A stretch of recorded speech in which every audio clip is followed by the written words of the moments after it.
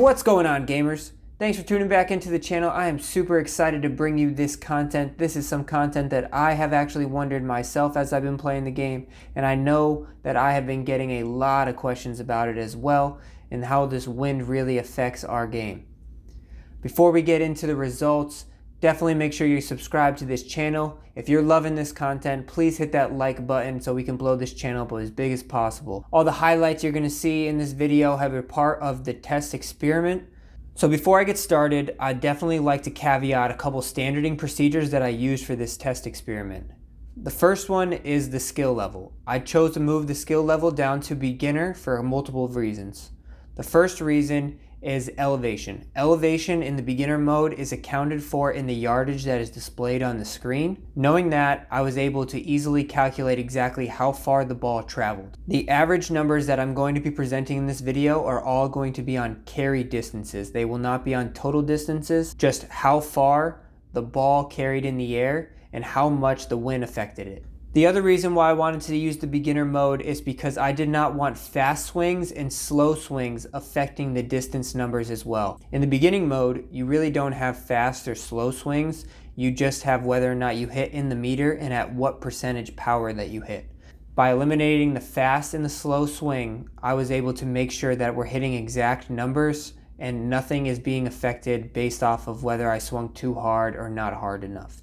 Another standing procedure of this test where all of these shots were hit in the middle of the fairway, so the lie did not adjust the distance whatsoever.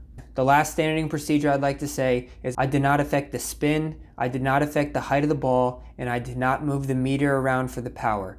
All of these shots are either at 100% or just over at the 101% with your normal ball flight as well. In the entire experiment, I shot over 150 shots, all on TPC sawgrass at a variety of different wind speeds. Just like in real golf, we definitely are going to see a variation of results because this is not an exact science, but depending on how high you launch the ball and whatever club you're using, we're going to see a variety of different results. So I broke this down into kind of two categories, which is the driver category, because I saw varying results, and the non-driver category, which I kind of saw pretty similar results across the board on average. In the low wind speed, I saw pretty much an equivalent of 1 yard per 1 mile per hour basis. So most of my shots are somewhere between the 3 to 4 mile per hour mark, and all of them were equivalent to whatever the wind speed was. So with the wind at my back, I saw a 3 yard difference for a 3 mile per hour shot, and for a wind going in my face, I also saw just about a 3 to 4 yard difference for each mile per hour equivalent. On the driver end, I also saw similar results where it was just about 3, 4, 5 miles per hour. I had an occasional one where it went a little bit more than that, but nothing extreme over the 5 mile per hour plus or minus range. So in the medium category, it definitely got very interesting. Anything under 120 yards, I saw a very similar result as I did in the low category. So if the wind mile per hour was 6, 7, 8, or 9, I definitely saw a 1 yard equivalent to that, whether it was in my face or with the wind at our back. 6, 7, 8, 9 yards was pretty much matching almost identically, with a couple of rare exceptions, but nothing more than 1 mile per hour over what the wind speed was. The second half of this test, I saw a variety of different results from the yardages of plus 125 yards.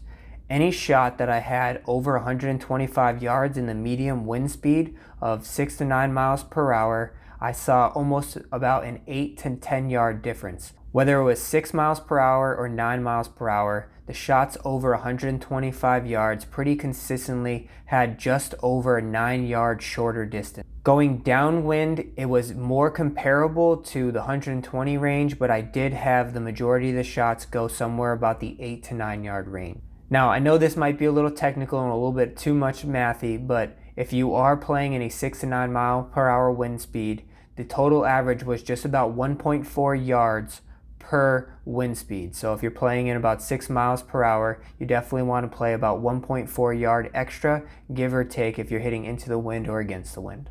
For the driver distance, we definitely saw a little bit of an increase in that. We're swinging at a much bigger club. The ball is definitely getting up higher, so we're going to see a little bit more of a spike. The driver averaged plus or minus, depending on which way you're facing the wind, at 11.5 yards for the 6 to 9 mile per hour range. So if you're hitting your driver into a medium wind, you definitely want to account for about 1.5 yards per 1 mile per hour that you're hitting into. The last category is the high wind speed, between 11 and 14 miles per hour. I definitely saw huge spikes in this category depending on which club I was hitting and how high that ball traveled off the club face. So in this category of 11 to 14 miles per hour, when the wind is at my back, I saw pretty much equivalent to what the low category was and anything under the 120-yard shot for the medium category. It was about a 1 yard equivalent for every 1 mile per hour that I hit. So if the wind was at my back at 11 miles per hour, I was getting about an extra 11 yards of carry to my shots. Going into the wind was a whole nother category. My ball definitely hit a wall at a lot of times and carried about 1.5 yards short of that number. For example, on shots where I was about 11 mile per hour straight into the wind, my ball was getting stuck about 17 yards short of the hole on carry distance. If you are hitting into a high wind, you definitely want to account for at least 1.5 yards per 1 mile per hour wind that you're hitting into. In the driver category, we definitely saw a bit of a spike again. Whether the wind was at our back or we were hitting into the wind, I saw on average about a 17.5 yard difference based off of what the wind speed was. So if you're hitting into a high wind with your driver, whether it's into the wind or with the wind at your back, you definitely should account for at least another 1.5 yards per 1 mile per hour that you're hitting into or against. So the results were kind of consistent across the board between the categories, with a little bit of spikes depending on how aggressive these winds got. I did not account for the left or the right winds in being able to analyze that, because it is much harder to exactly measure how many yards it missed from right of center to left of center. I don't really have the ability to do that, but based off of the results that we've seen here, you can pretty much account for it as well. So if the wind is blowing 9 miles an hour to the left, you should at least estimate that your shot is going to end up 9 yards to the left and rolling that way. That's why shot shaping is so important in this game. So if you're a right-handed golfer and hitting a draw into a wind that's also pushing your ball left, you're going to get that 9 mile an hour wind at the beginning, so it's going to carry 9 yards to the left, but then you're also going to draw it with the wind and it's going to carry it even further. So you also have to account for that, and that's why shot shaping is so important in this game. If you need help on shot shaping, definitely fill up those comment sections below or check out my first video. I'll definitely do some more shot shaping videos and how to adjust to the wind in the end. In conclusion, you should use these numbers of this test as a baseline for you to adjust to the wind, but always know the wind is very unpredictable, just like it is in real life. You're going to catch some low ones every once in a while, you're going to catch some high ones every once in a while, but make sure you're adjusting and shot shaping your shots to hopefully put the ball closer and help you score lower in the end. If you guys love this content, please don't forget to hit that subscribe button below. Hit the like button as well if you love this video. Please fill up that comment section with any other tips that I can help your game. Stay tuned once again. We're going to start multiplayer Mondays, and we're going to get some special guests on the channel soon, so that way we can really amp up the competition. All right, thanks for checking in. We'll catch you guys next time.